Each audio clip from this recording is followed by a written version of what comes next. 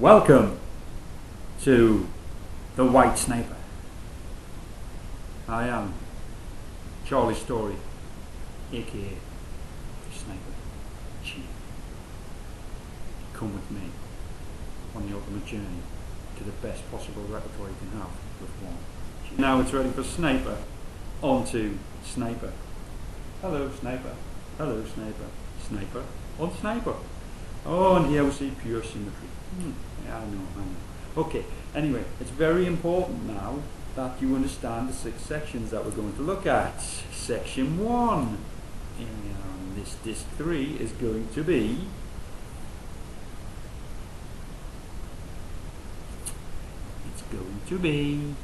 are you ready? Section 1 is Sniper on Sniper with 5H4 and 5 knight F3. 5H4, 5 knight F3. It's the only way to get an advantage against the symmetrical. Trust me, it's the only way to get the, you see, there is a little advantage to get against the symmetrical. It's very important. Sniper on Sniper, Sniper on Sniper. Okay, section 2 is going to be Sniper Botvinnik onto Sniper Botvinnik. Sniper Botvinnik on Sniper Botvinnik is going to be a draw. It's completely level. There's no way to get an advantage. You've got to avoid that somehow. Otherwise, black is equalised and no bite. I'm going to show you. I'm going to show you all the ways to get an advantage against the symmetrical. Section 3 is going to be Botvinnik's setup defeats the Dutch. It's very important that you break the symmetry at some point. And when you do it, you will be able to get an advantage against the Dutch using the Sniper Botvinnik setup. Simple, easy way to get a small edge. Then go on clear edge and win. Section 4, another way to defeat the Dutch, but not the G6 Dutch this time. This time, section 4 is the E6 Dutch. Section 5. What's going to happen in section 5, eh? Well, let me tell you, it's a little bit confusing. You don't know exactly what's going on because it's G6 without C5. But guess who comes to the saving graces of the White Sniper? The man who's played it himself, arguably the best chess player of all time, Garry Kasparov. And Kasparov shows us the way to get an advantage in that section 5. Section 6 is another look at a White Sniper Botvinnik versus a reverse closed Sicilian. You're going to be an expert on the White Sniper. You're going to be an expert on the White Sniper Botvinnik. By the time you finish this disc 3, you're almost a master, and then I'm going to turn you into a grandmaster. Whatever it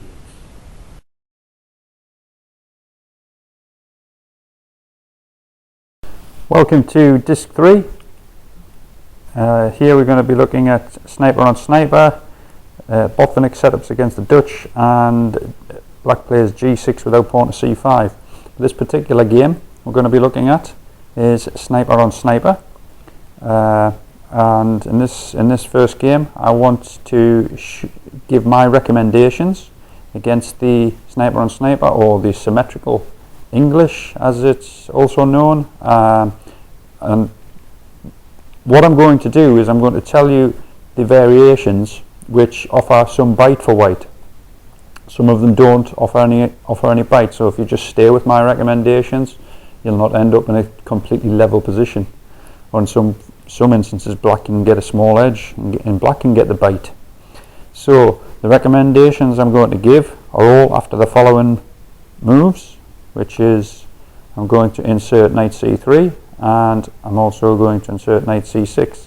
So we've got a complete situation of symmetry, and now obviously other moves could have been played by black other than knight c6 there, but it might transpose. But this is what I'm going to focus on in the Sniper on Sniper section, and I'm going to give a few recommendations to act as your main framework against the symmetrical. Obviously you can go out and read books on this to complement your Sniper framework, but as far as I'm concerned, there is 2 main recommendations here that I'm going to push for you, and I'm going to start with the first one, which is a somewhat interesting move, which is h4, and then it's going to be knight f3.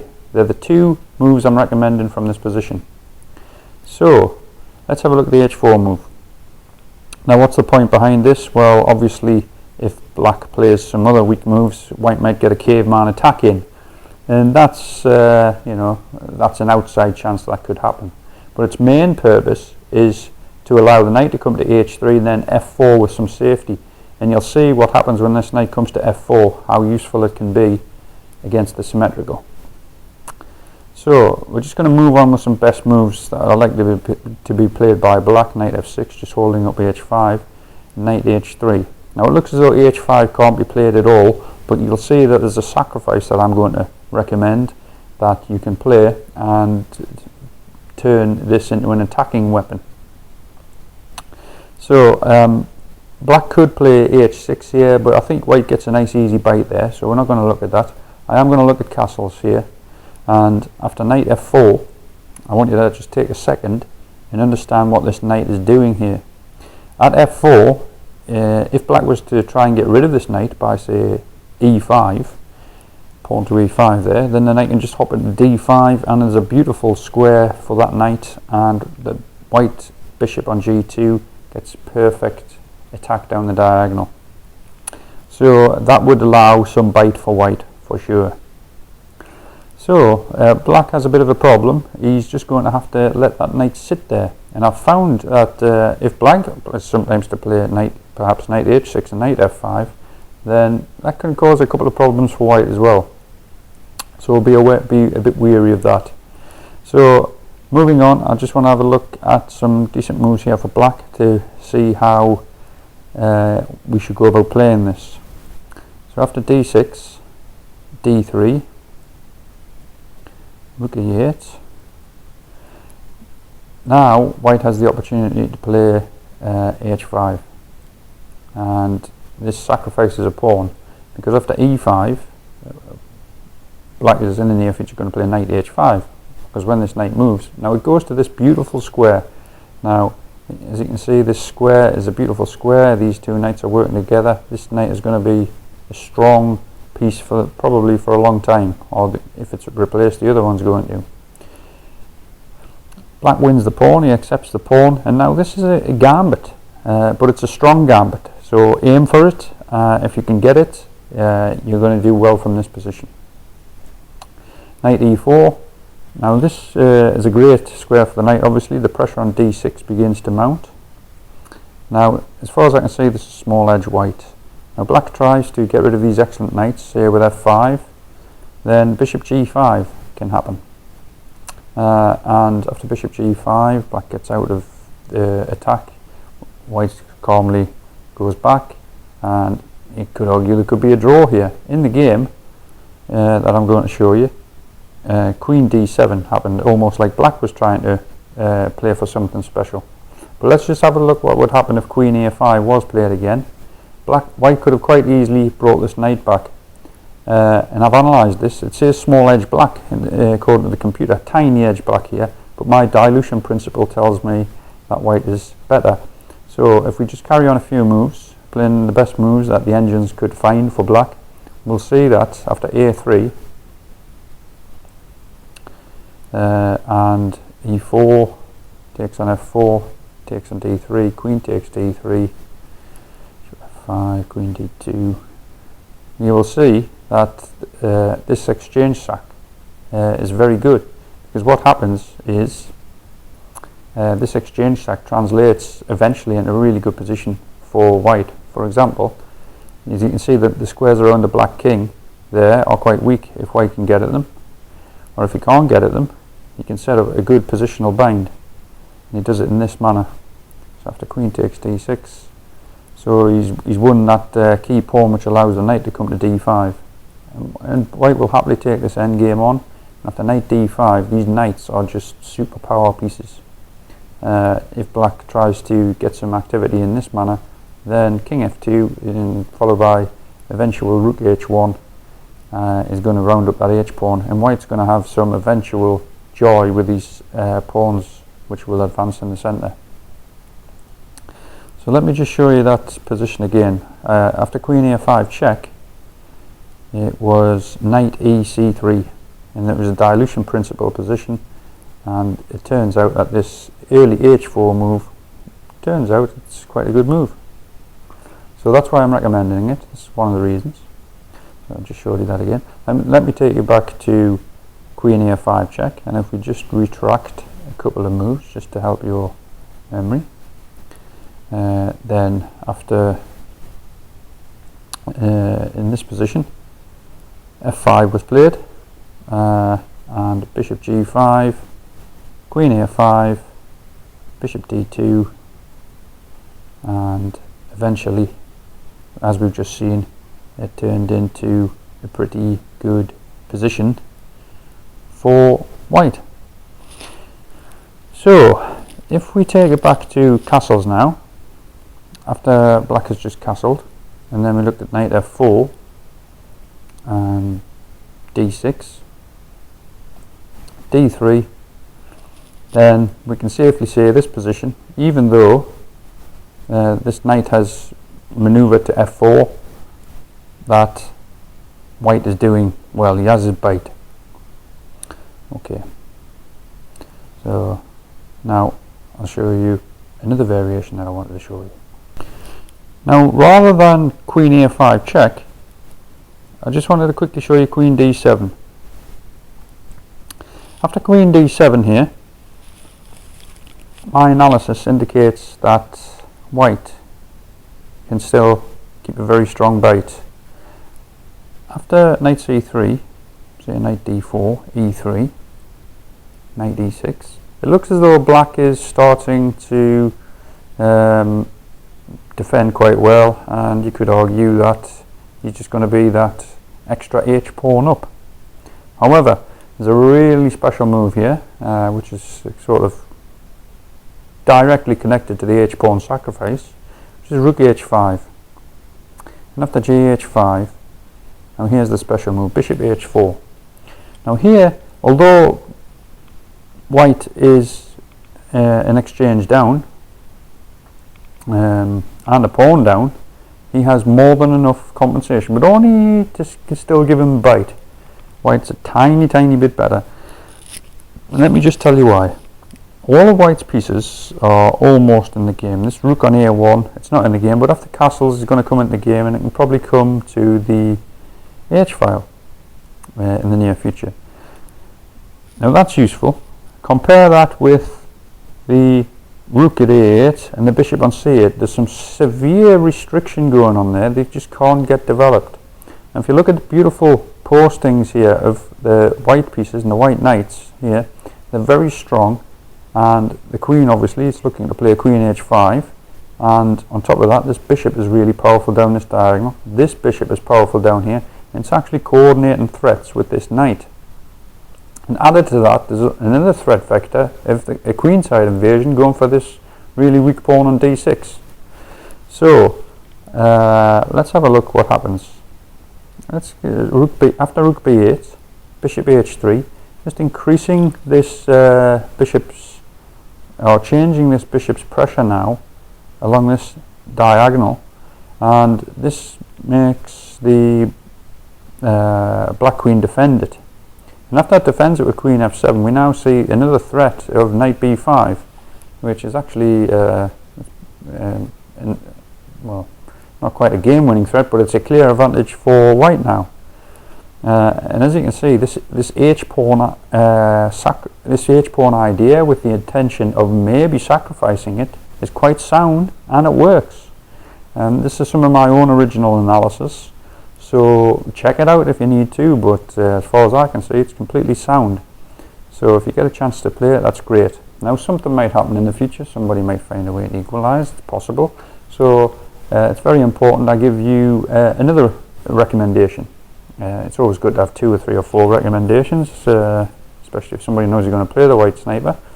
So the next thing I would like to show you is 5 knight F3. So I'll just take that back. I've just showed you pawn to H4, which was a fascinating approach, but what I'm going to show you is knight F3.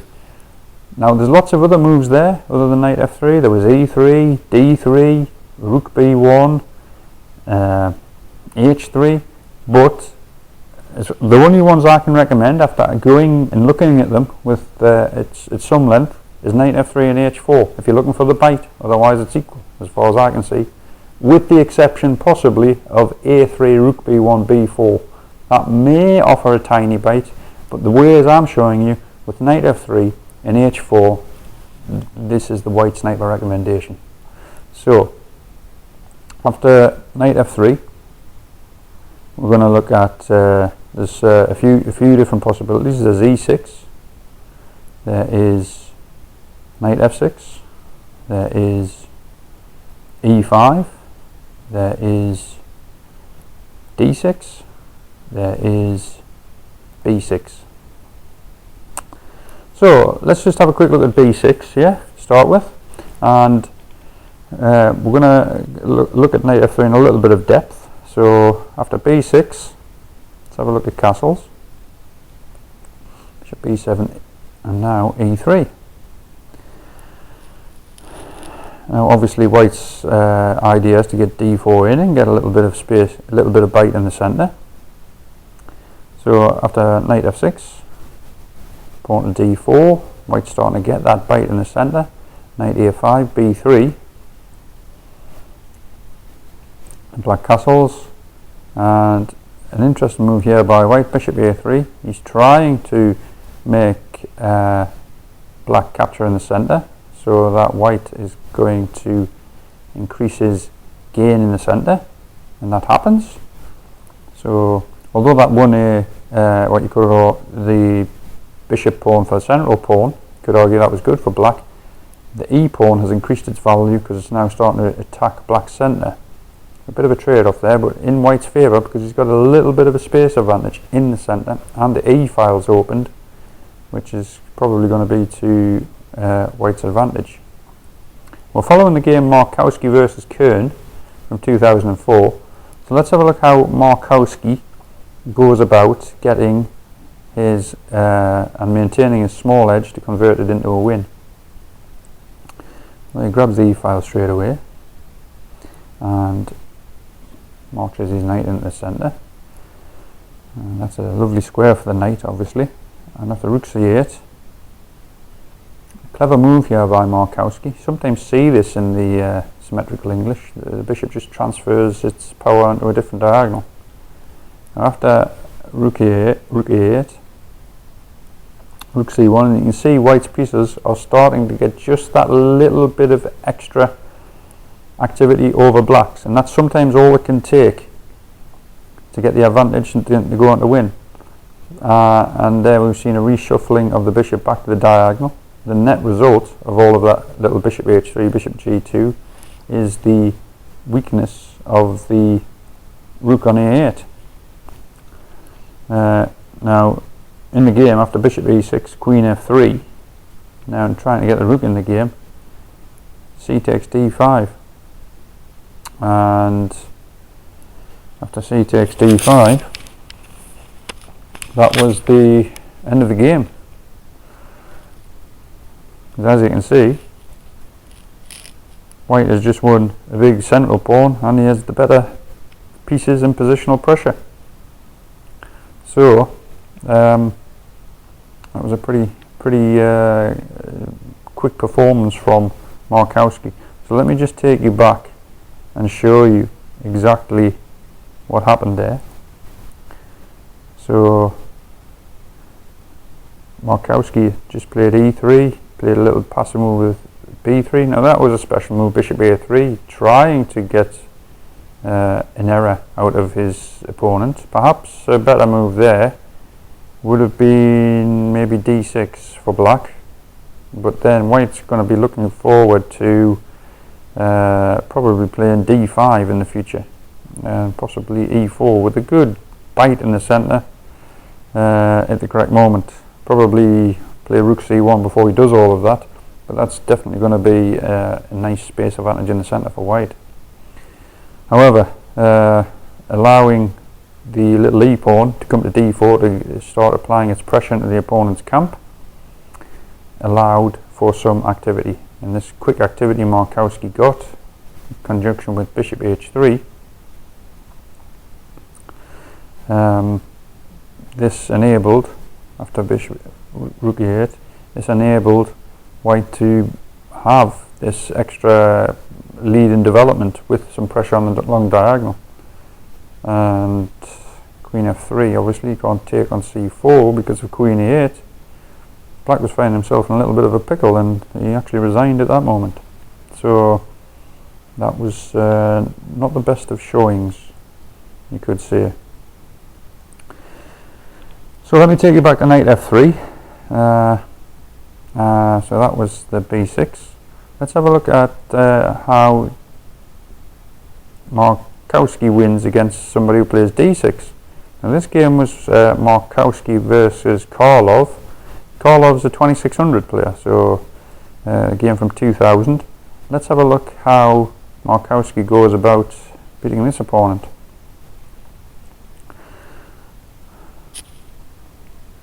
So Markowski just playing for the b4 plan, and as we've seen, the b4 plan is quite useful.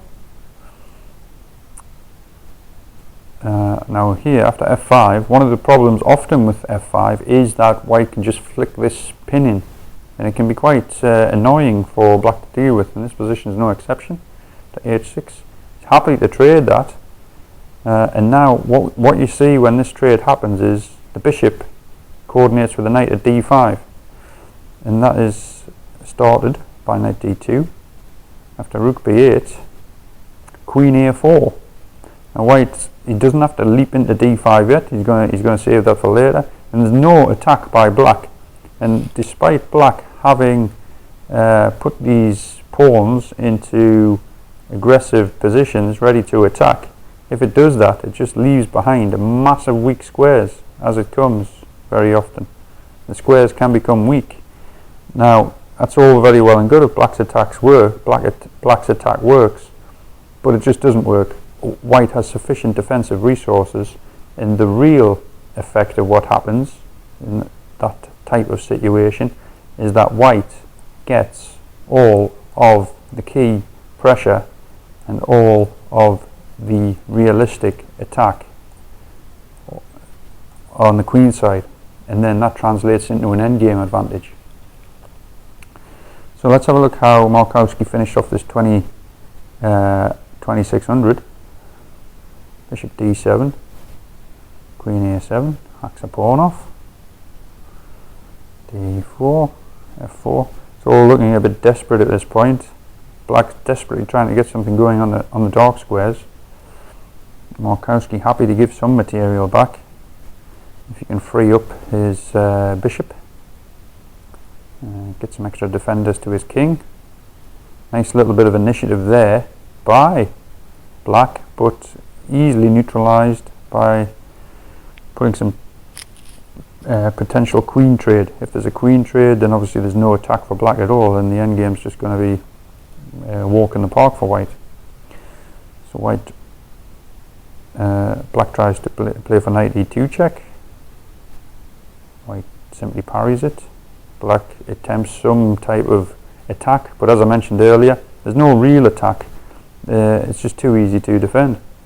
After knight e4, queen h5. Okay, black's pieces look a little bit menacing, but as I say, there is resources in defense here.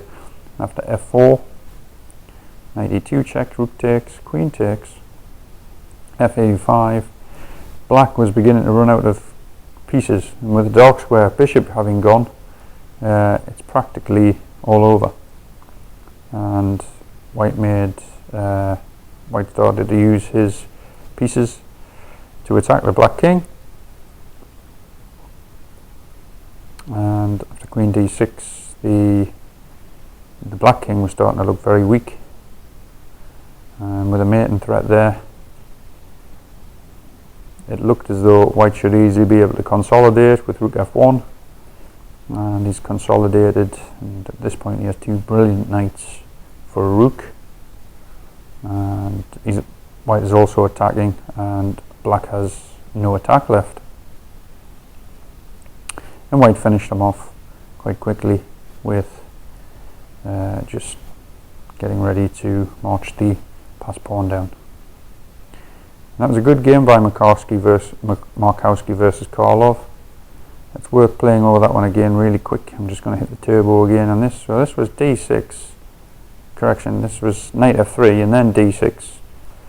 And Karlov went for e5. Markowski played a nice little d3. And it's interesting here that black is almost playing a Botvinnik style setup, but the little tempos that can be gained because of the extra tempo that white has makes the Botvinnik setup when black plays it not so great. And normally the Botvinnik setup needs to be to sort of get some pawn structural advantage to make your opponent's pawn structure damaged in some way. Here white's pawn structure is completely intact, and it's for this reason this Botvinnik setup doesn't really work so much. And the last chance was to get this all out attack possibility in, which I mentioned with all of the coloration there, but there was just no real attack. Black had a tiny bit of pressure in the attack, but it was never enough, and because it's never enough, it's just so simple for white to defend. And once he's defended, he has all of the remaining fixed assets, if you like. So that was, as we saw, good win by Markowski versus Karlov. Now let me take you back to knight f3, and we'll have a look at another variation.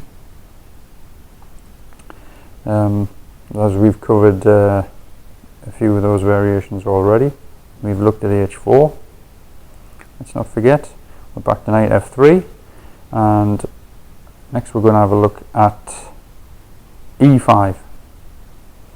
So let's have a look at the e5 plan. So here a3, decent move, and if black really clamps down on that move early, then castles, and d6, d3.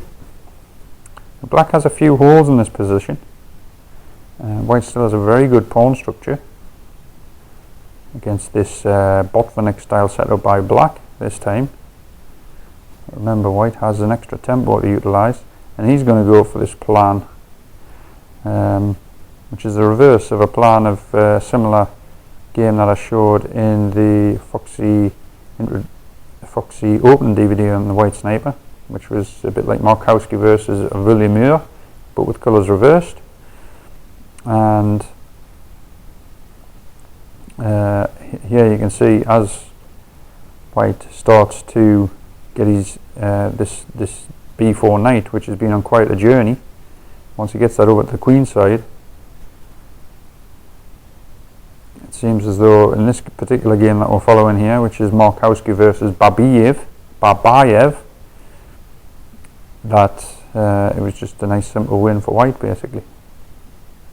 So he's got the two bishops. The knight's a bit corralled there on a5, and after knight b7, a surprising winning move to win this easily was queen b3, and Markowski's 2361 opponent resigned there. So that was interesting. So let me just take you back a bit, and I'll just turbo through that again, show you what white's plan was against black's Botvinnik setup with a5. You see how black's played a5 here. Then let's just have a look at what Markowski's plan was again. So Markowski decided to get this e1 knight on a journey to help support the b4 square, and once it was there to support the b4 square, white was starting to get the queenside pressure again, and nice strong knight on d5. Black doesn't really have any counterplay to speak of. He tried to mix things up a little bit at b4, doing some exchanges. Probably knight a5 was an attempt to win the c-pawn, but after takes, a little bit of initiative on d5 again with this knight. Bishop takes, and the bishop was just super strong on d5, and it was actually making this pawn strong, and in general black was struggling a bit there. Tried to route his knight around to b7 to c5, but queen b3 was just lethal. Okay, So that was not a grand variation for black neither. So after knight f3, which is the move I'm pushing, it's the move that's been played with some regularity by our sniper elite practitioner Tomasz Markowski. And next thing we're going to have a look at is knight f6. So this is a very solid move, obviously, just copying. Not the castles, still copying. White gets a chance to break the symmetry here with d4, and this is the way forward. To c d4, knight d4, knight g4. White has this calm looking move e3. Now after d6, b3. If takes on d4 again, this e pawn comes from e3 very innocently, starts to make this this pawn center quite strong at c4 and d4, but also might think about moving to d5 in the near future. Black looks to reorganize his knight to f5. That would be it. Rook c1. So black of course couldn't take on d4 because of bishop takes h6. So knight e4, knight f5. So this knight's coming to f5 can be a bit menacing, a bit difficult to deal with when black puts his knight on f5 or white puts his knight on f4. So I'll be aware of that in your own games. So you always need to have something ready to deal with that. And here white deals with it simply by moving his pawn to d5, taking away the target from that knight. And here white has a nice space advantage. This looks a little bit like a Maroczy bind that hasn't worked out well for black. Bishop f1, b6, bishop c3. Now all white's looking for is his little bite here, and he has a little bite. And let's have a look how white goes about winning this one. This particular win is by a white elite practitioner, Vowlin, versus Tolnoy. Tolnoy is 2490, Vowlin, who was white, is 2520. And let's just have a look how he goes about his technique to win this position. It's really good. Got the knight e2. So he's allowed the queen to come in, but there's no real attack there. White just commands the centre with knight d4. You can think about going into c6 with a knight. And now white has started to hit that b pawn with tempo, so black defends it. Now you might think black's solid enough here, but I think his position really is on the verge of being lost. All through just creating some other little extra weaknesses in the black camp, and then white should, with that little bite, go on to win. Let's have a look how he does it. First of all, suppressing the b5 move. Next he puts his rook on the excellent square f4, which is defending f2 and attacking f7.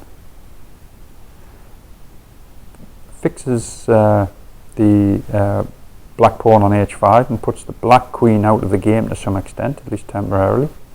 And now the fun begins for white. He's going to play a5 with some pressure on the b pawn. He plays it. Now white cannot win this pawn on b6, but what he does do, he gets an a for a b, the Storey pawn scale increase, you could say, fractional advantage of about a quarter of a pawn. And here obviously black could take on b3, but if he takes on b3, then rook e7 starting to look a little bit dangerous for black to deal with. So black defends b7, but now white just gets a chance to really cement his weakness and then increase the pressure on the black position further. Excellent grandmaster technique.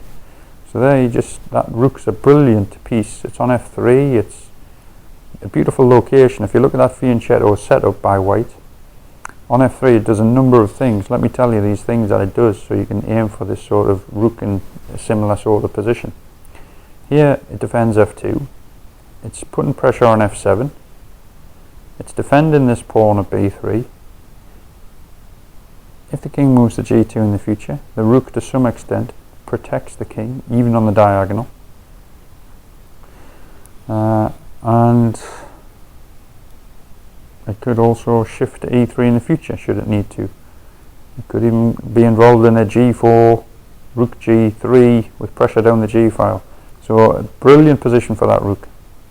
Let's have a look how Vowlin, our elite grandmaster, defeats Tolnoy. So black tries to liberate this backward pawn, and to some extent he has, but I've highlighted in red for weakness, the whole weakness of the black position now, and it's enough to be a lost position in my opinion. So let's have a look why. a6, isolated pawn, d6, e6, it's a weak island, under pressure from the rooks already, g6 and h5. This has allowed a number of weak squares around the king, and the g6 pawn is quite weak anyway. The rooks are pretty redundant because white's tying them down fantastically, and the black queen isn't exactly the most active piece, and the black king is susceptible to checks in the near future. So moving on, white starts to probe a little bit. e5 makes the, if I just take a back move here, the pawns at d6 and e6, these guys are, each one of them can defend each other in the future. So what white has done here, he's just taken the potential of defense out in future, and he's fixed the weakness. It's better to have fixed weaknesses for your opponent rather than letting them have dynamic options or any options. So you've fixed the weakness of the d6 pawn. In addition, it's weakened the diagonal to the king here. It's susceptible more to checks. As we'll see, that actually becomes a little bit of a factor, the checks on the diagonal. They allow the queen to get right in at the king. So after pawn c4, pawn takes, rook takes, so the centre's gone now and there's a battery going on. Material's still the same, but the game's over now as a contest because the centre's won with tempo and the black king is so weak. Those factors melded together is enough for decisive advantage. Queen f8 tries to struggle on, and now Vowlin now just looks for a route to get his queen into the game, and obviously he can get it in a c4 with check. That weakened diagonal coming into play again. It's quite a big feature of the white sniper. So there it is, that's a key moment. The queen's come to c4 check, gets such big piece of initiative. White now just has to get one of his tanks into the game, and it's going to be game over. Rook e4. So this rook, it's looking to defend f2, and obviously it's coming with such dramatic impact that f4 is going to be game over. Check, and simple technique to win the game from here.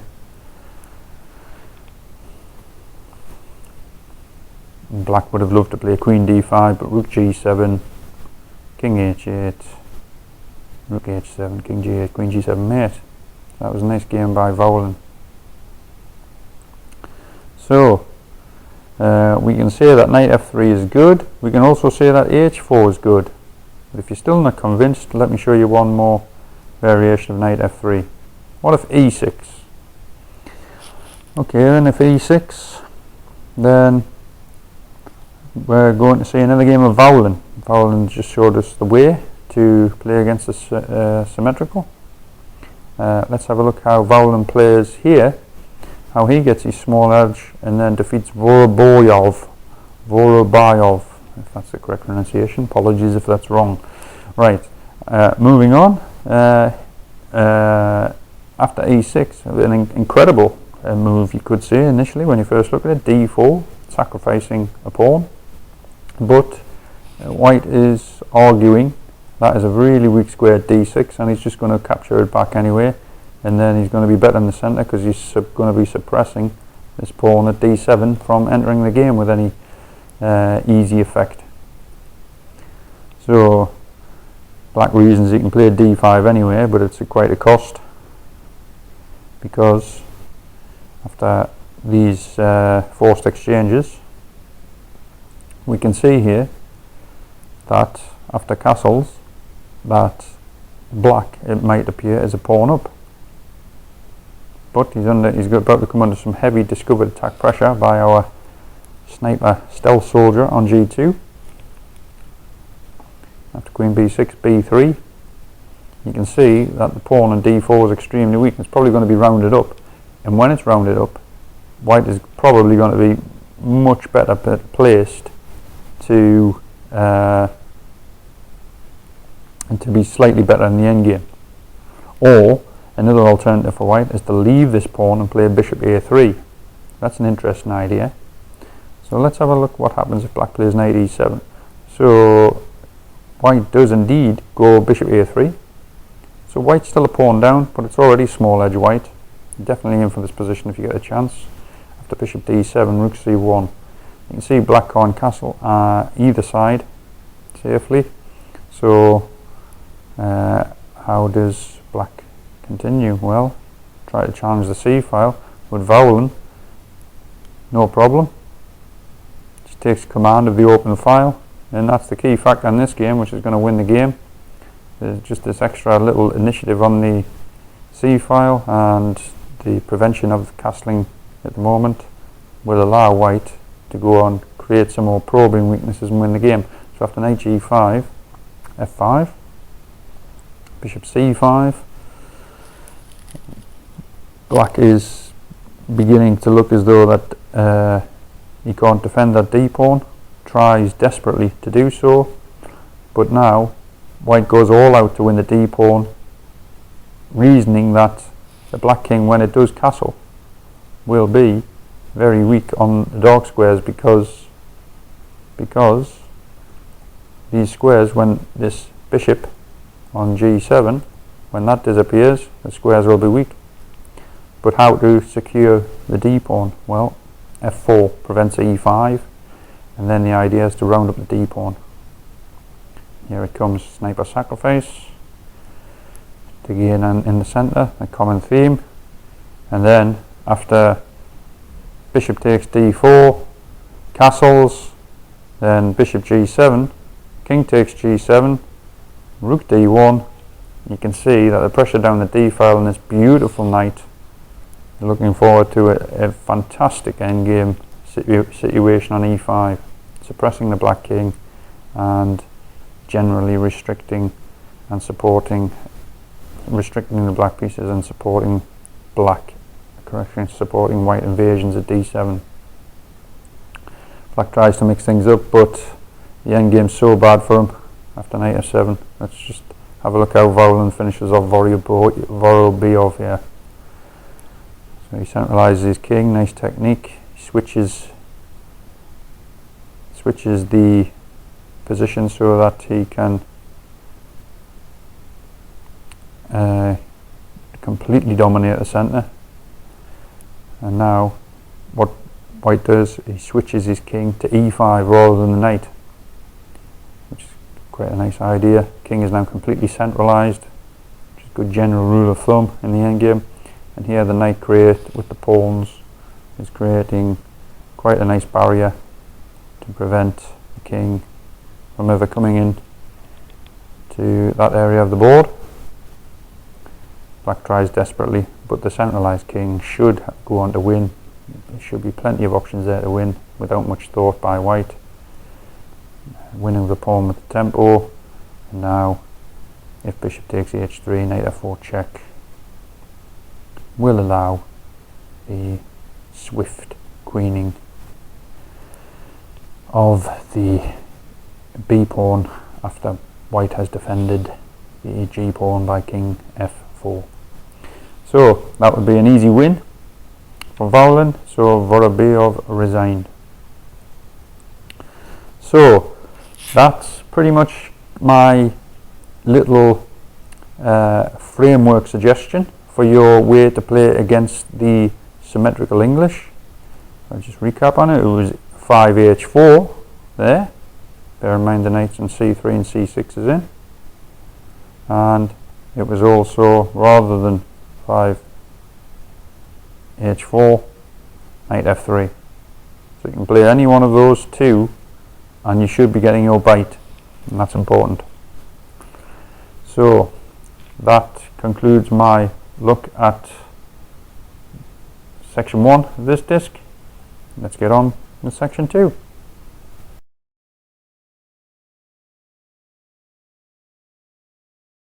and Dragan Solak, he's a 2583. So this is quite a meaty game.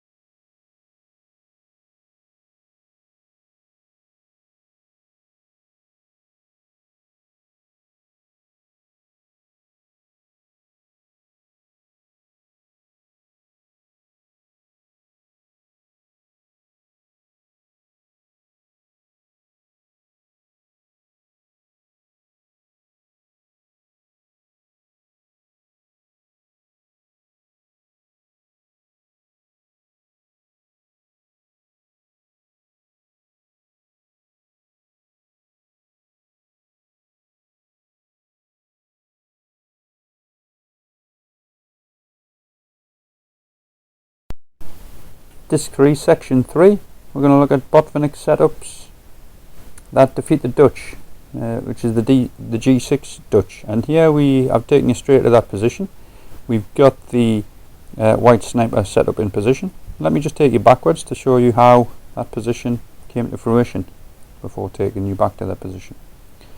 So this was this particular game is Markowski versus George Danner, and I'm just going to fast forward to the sniper Botvinnik position. There it is, coming up. There it is.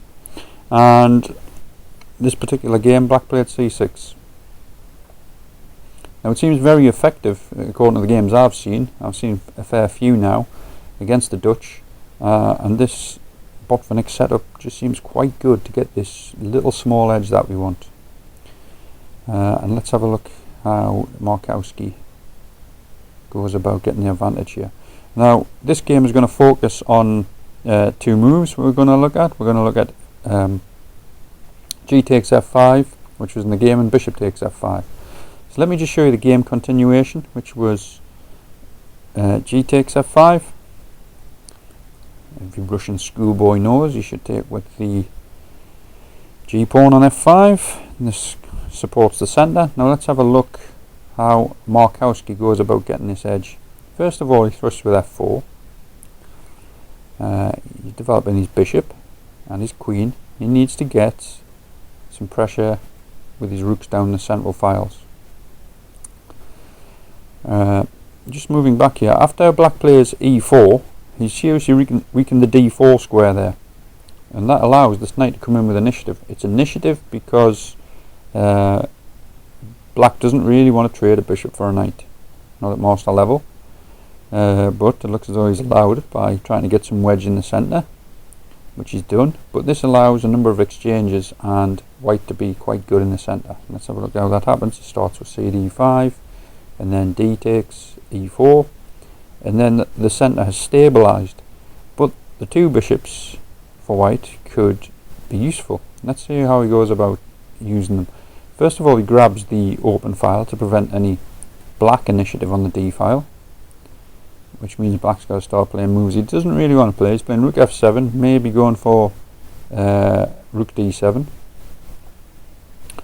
White avoids any irritating counter initiatives by knight g4 by moving his bishop to g1. Bishop tries to reroute to c5. Bishop f1.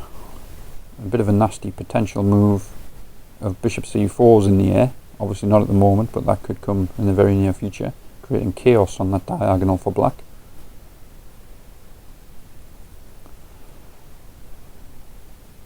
E2, queen e8, queen b5, getting some initiative on the f5 pawn, so the queen must be captured.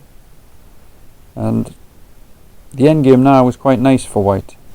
He's got the two bishops, that's still a factor. Bishop c4 is in the air, and the knight can come to some, on b5, can still come back to some useful central square d4 to pressurise the f5 piece, pawn. That's what it does. So this little bit of initiative is all that it takes to win an endgame,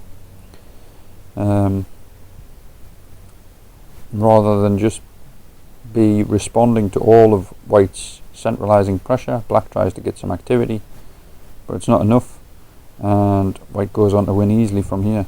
Let's see how white does it. Developing a piece of game with some initiative. Now that h pawn is going to be under a bit of target, so the knight at f6 is restricted to its defence. After knight c2, trying to get some initiative, white simply brings his rook to c1, and this little tactical melee with knight e6 results in fairly easy win for white from here. So let me just finish these moves off.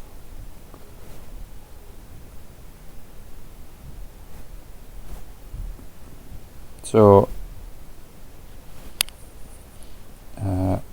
white just had to make sure that e-pawn wasn't going anywhere, and from here on in it's a pretty trivial process for white. Those pawns should be steaming down in the near future. Here they go. king comes in, supports the pawn. So that was Markowski versus Dana. Let me just touch on a couple of points of that game again. If we go back to e4, we had our sniper Botvinnik setup against the Dutch. Knight e2 position was the actual sniper Botvinnik setup.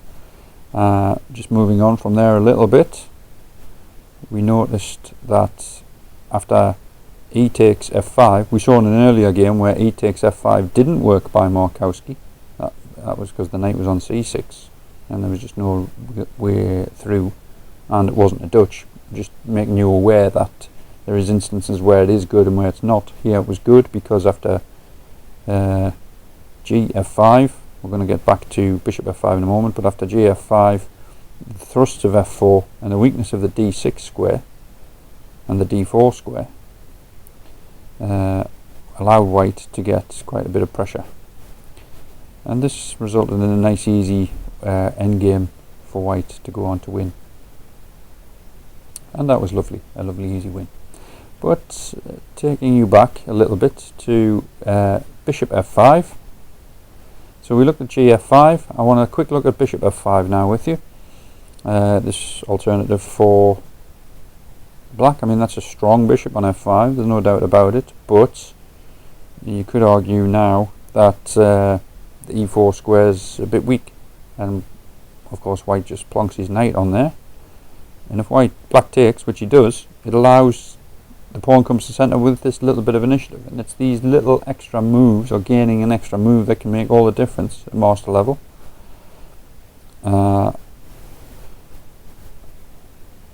And white is now well positioned to get a quick bit of pressure on the d file, which he does, and there's bishop c5 in the air at some appropriate moment,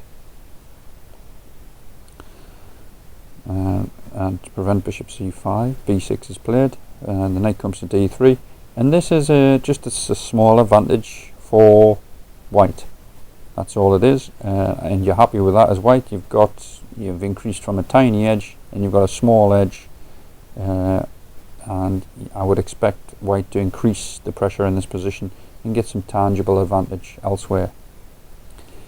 And that was really as much as I want to cover in that position. This was a clear sniper Botvinnik against the Dutch, showing that it's a very simple way to get a small advantage. So that's as much as I want to look at that. Next we're going to have a look at how a sniper Botvinnik setup defeats an e6 Dutch. So let's have a look at that in the next game.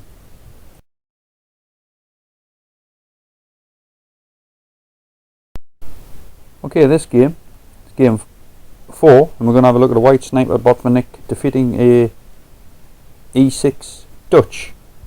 And this one's coming from a c4 move on the first move, but that doesn't make much difference because we quickly get into a transposition for a white sniper setup, which is here. So we've got our white sniper position in, and black has the Dutch played. Even though it's come from a c4, it could have quite easily transposed from a g3, bishop g2 pure setup, or in fact a number of other setups, but for our purposes we know that it's come from a sniper setup. Now this is a very common way of playing against the Dutch again. That's very effective. It's simply playing sniper Botvinnik setup against the Dutch. Now this is an interesting move though from black, and it's moving to the same piece twice is normally an error on a subtle principle level in chess, but here moving the same pawn twice is an even more subtle error. However, all of these rules that I've told you, they're all guidelines, very good guidelines I should add, and this is probably one of these, often you get anomalies which are exceptions to the rule, and they're always interesting to look at when you see them. And here this is one of those anomalous situations. This is quite a good move in the position. It fights back in the centre and prepares to potentially develop a c8 bishop on the light squares. Even though it doesn't develop a piece, it's very hard for black to take correction, for white to take advantage of it. For example, as in the game, after knight f3, knight c6, castles, king h8, bishop g5 was played. A bishop g5 was a weak move, and it just led to equality. I'm going to show you this game, which was Stanek 2523 versus Fauna 2360. Now white won, but he shouldn't have really. I'm going to come back and recommend a different move at move 10, which will give you some advantage. But let's just have a look at this bishop g5, natural developing move. The move I'm going to recommend is a3 instead of bishop g5, but let's go with bishop g5 here. After d6, h3, bishop e6, pawn to b3, I could play queen to d7. If he hadn't played queen d7, he had a way to get a simple equality here, in my view, and that was to take advantage of bishop g5 and the dark squares by playing knight to d7. After bishop e3, knight c5, king h2, bishop f7. As far as I can see, this position is completely level. There's no advantage, there's no bite there for white, so we have to take that back. And if we're taking it back to all the way, then we have to look at an alternative for white, and that's a 10a3. So in the game, black played queen d7, which allowed white to continue with some advantage, and white went on to win. White's got a tiny edge, he goes on to get a small edge and goes on to win. But being completely honest with you, it had to be done with 10a3, because this position could have been prevented by knight d7 earlier. So yeah, white has the small edge, and he's got a lot of pressure, and he's going to go on to win. But that's a game that's passed now, and people are aware of it, so you can't rely on this to win the game anymore. And white goes on to win this position quite easily. He's got good pressure against the king. In comes the final attack. So I have to take you back to 10 bishop g5, and even though it won, I can't recommend it. The move I am going to recommend is, instead of 10 bishop g5, the move I'm going to recommend is 10a3. Now the point of this is just to get some nice pressure with b4, queen b3, bishop b2, and then eventually knight d5. That's the idea. If black starts playing a5, then knight may be able to come to b5 in the future. Probably still continue with b3, bishop b2, and knight d5 anyway. And this is going to give, again, this little bite on the position. Black's going to be a little bit suppressed, a little bit of counterplay available for white in terms of getting the minority attack in on the queen side, and black has no realistic attack against the white position. So there's still a bite there after 10a3. Okay, so that's what I wanted to show you.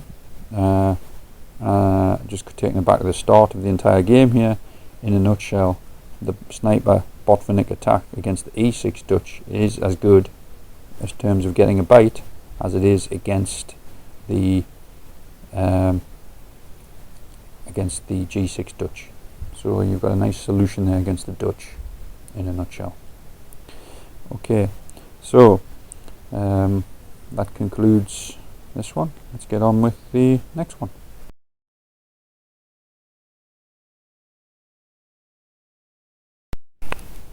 Here we're going to see another Botvinnik played by Garry Kasparov. Obviously you know what I think of Gary, he's a brilliant player.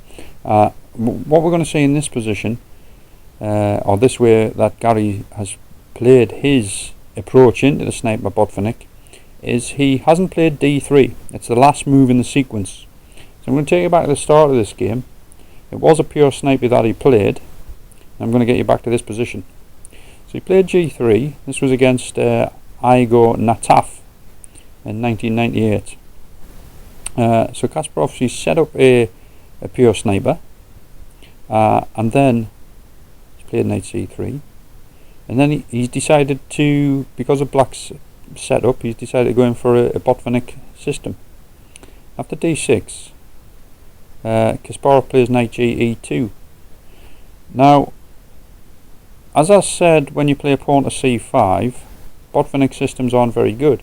But here, I think Kasparov's idea is, if c5, is to play d4, which could be quite a clever approach. So if c5, which is a strong move normally against d3, perhaps Kasparov will play d4 here.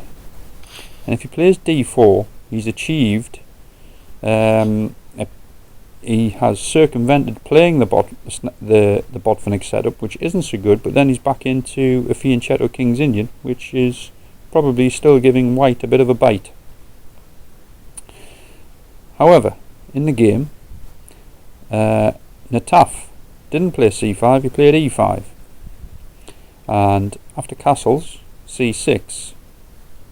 Again, c5 could have been played here, and then I think Kasparov would be stuck with playing d3.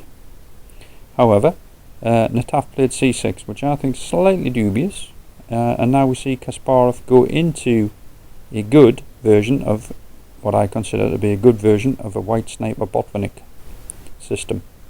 So after a6, clearly angling for b5, it's interesting to see how Kasparov plays this sniper Botvinnik system against this specific setup.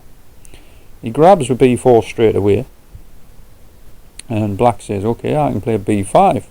But now is the key Storey pawn scale principle move. It's pawn to a4. And the idea is, of course, ba4 is not a good move on pawn scale fractions. Therefore, the bc4, you would argue, is good for black in terms of the Storey pawn scale, and it is. But of course, once you start hitting the master levels, you have to understand that even though white has reduced himself on the Storey pawn scale, he's traded, in other words, he's traded a d pawn for a b pawn, which is quite a big advantage in simple pawn scale terms. Here, it's offset by the fact white is suppressing the d6 and c6 entrance into the game, and that offsets the pawn scale in this instance. Further, white is a bit more freely developed and has pressure on that d pawn and has easy potential pressure on the d pawn. All of these offset the fact that white has lost in the pawn scale, and it's interesting that Kasparov's acutely aware of this. After bishop e6, queen d3, of course white's just quite happy to play rook d1 and win that pawn if he gets the choice. So black plays knight e8. Now you know what I think of moves against the sniper, moves that involve putting the knight back in the back row. There's always a way for white to get some sort of edge. This position is no exception. After bishop e3, knight to d7, a5. This is making a bit of a outpost in b6 for potential pieces in the future. To c5, bc5, knight c5, bishop takes c5, pawn c5. White can simply pop his knight into d5. And if you compare the knight on e8 for the d5 one and the bishop on e6 for e2, you'll see that white's got some sort of gain there. Centralized knights are as good and sometimes better than a bishop. So f5, trying to get back into the position by threatening in the centre. Kasparov obliges, grabs the b file, develops his knight from e2 to c3. Black goes for a speculative attack against the king. Kasparov is naturally happy to undermine black's support in the centre and allow this speculative attack. And from this undermining of the support of the centre, white goes on to win. So now white is invading on the centre, threatening support squares and support pieces of the centre, black starts to go backwards. Clearly his attack has come to naught, and white wins a very tangible asset. He's won the c5 pawn, the c6 pawn can contribute to the suppression of the black position in a moment. g5, no attack there. After knight d7, getting some initiative. Black's attack on the king is completely gone after rook e8, and white can simply march down to his heart's content, restrict the black pieces further, and this restriction will result in a simple win. And there we go, tactic to end the day in the centre, I might add. So that was a nice win by Kasparov against Nataf. Let me just fly through it again.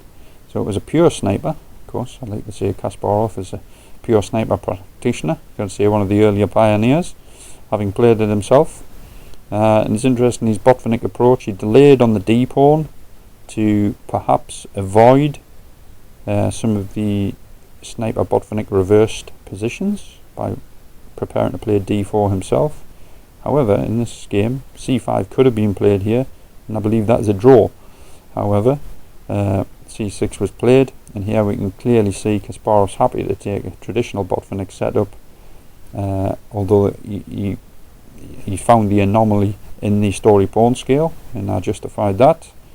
And after that, he just, of course, does what all good sniper practitioners do: get the tiny edge in the centre, keep increasing from that tiny edge, and then winning the game through the centre.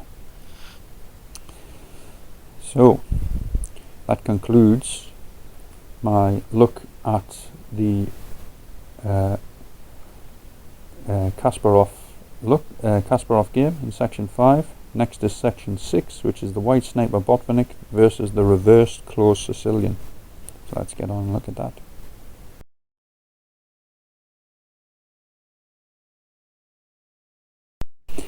Okay, on to the final game in disc 3. This is game 6, and we're going to have a look at Tony Kostin, 25-15, versus Gret Arsen, 25-20 player. And Tony Kostin, obviously famous for his earlier work on the dynamic English, which has some similarities with the white sniper. Different move order, and obviously brought some new information to light and brought it in a different manner, of course. And it's important that you understand the way Tony's played it. And in this position, after 6 knight ge2, very much like Kasparov had done earlier, he's made d3 his last move in the entire sequence. And of course, this is easy to implement if we're playing a white sniper setup. So let me show you how Tony Kostin got to this position. So we're going to take it back to, and I'm going to take you back to this position. So I'm going to take you right back to the start. I'm just going to turbo you through. So here he's played a pure sniper. Correction, he's played c4 sniper. And then it's transposed into our standard 3-move sniper position. And because of the setup that black has played, let's call it a closed Sicilian, reverse closed Sicilian. After d6, he's played knight ge2. Now he doesn't have the option of d4 here, but in fact he plays d3 anyway. But it depends what black had played earlier as to whether Tony might have played d4 in one go. He may have even considered playing f4 before moving the d pawn. Not even moving the d pawn at all in some instances. Just giving you some food for thought there. Moving on, after a6, castles, knight d5, bishop e6. Standard development. So black has gone for an aggressive setup against Tony's sniper Botvinnik setup here, but after queen d2, rook b8, this rook a c1, it's a bit of a quiet move, but what it's saying is it's just getting ready to put some serious pressure down the c file if black tries to open anything up on the queen side. And if what white is trying to say is, please black, will you start attacking on the king side, and I'll just keep increasing my gains in the centre, if you would. black plays queen d7, and here comes the queenside pressure. Black responds in kind by playing b5, a3, tries to tuck the king in the corner, and here we have another example of taking on f5. In this instance, after bishop f5, white has a small edge, and it's a small edge, and this is a common move which happens after some exchanges in the centre or pressure in the centre. d4, and when d4 occurs shortly after white has done something concrete in the centre, it normally leads to some small advantage, and this is no exception. So after bc4 takes on e7, white takes back, and white is slightly better in the centre here, and that's what he's after. And after rook c5, you can see that the black pawn structure is a little bit weak, and white is reasonably comfortable with what's going on and the pressure that he's got. So he's got his small bite and he's happy. After e4, bishop g5, rook b5, knight c3, rook c5, takes on c5, pawn to c6. Now after pawn c6, it looks as though black stabilised, but in fact he's just left a tactic on with knight takes e4, knight c8, knight c3, and that's an easy win for white. That's the game. So I'll just turbo through the game now. The game is effectively lost because of the lost central pawn, but I'm going to come back and show you what would happen if black played a better move. So after knight e4, here, and white would just kind of simplifies. There's no obvious compensation here for white. It's just going to be probably just going to be a simple grind with the extra pawn and a good play in the centre. And black is just simply grovelling for a draw, but there's not one there. So let me take you back to the c6 move, which was the blunder, of course, because of knight takes e4. Here, the better move was rook f7. But after the simple h3, white has a small edge, and you can certainly go on and expect to go on and make that edge a bit higher in the future. I mean, there's no d4 coming because knight's going to take on e4. White is going to increase his rook to a better square, probably to d1, and white has even got some h4, h5 idea, just softening the black king up a bit further. So I would certainly expect white to go on and get some, keep your small edge and possibly get a bigger edge, maybe playing against that weak a6 pawn at some point. So that was Tony Corsten versus Gretterson. Let me just recap what it was. Pawn to c4 was the move order that Tony played. Personally, I think 1g3 is the better move. It does disallow a few options. And this was the game, and Tony played the nice rook c1 move, just suppressing some counterplay on this, having some useful threats down the c file to prevent some kingside all-out attacks. And once all-out attacks are under control, white was allowed to just get his small edge in the centre again. Okay, and that is all I wanted to look at on that section, and that completes our games in disc 3. So now next up is we're going to start on disc 4, so let's get ready for disc 4.